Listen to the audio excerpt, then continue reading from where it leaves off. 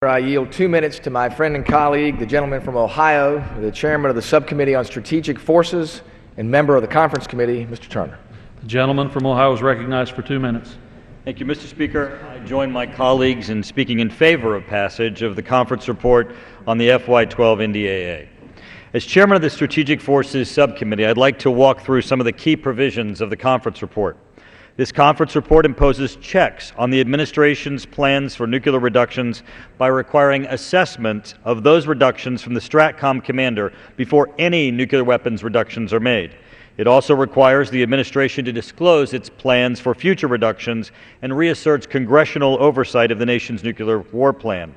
Concerning the proposed light-squared network, we have retained House and Senate provisions that will ensure that the FCC will not be able to give final approval to that network unless it resolves concerns about impacts to our national security.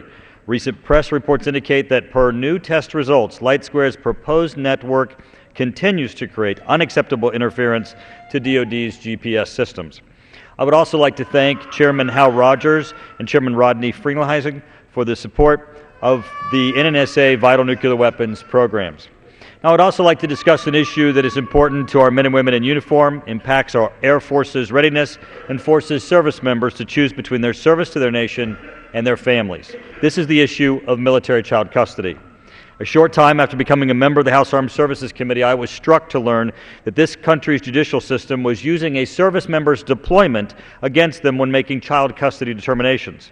Just to be clear, we're asking an all-volunteer force, which consists of less than 1% of our population, to engage in the longest conflict in our nation's history, endure more deployments than any other generation in our history, and do so at the peril of losing custody of their children upon return.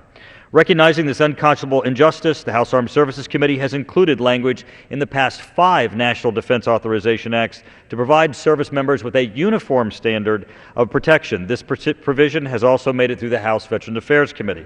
Unfortunately, despite overwhelming bipartisan support in the House and the support for the Department of Defense, the Senate has once again failed our service members and their families. It appears that they are operating on false information. This provision should pass the House, and we're going to continue to stand for our service members. Gentleman's time has expired. Thank you.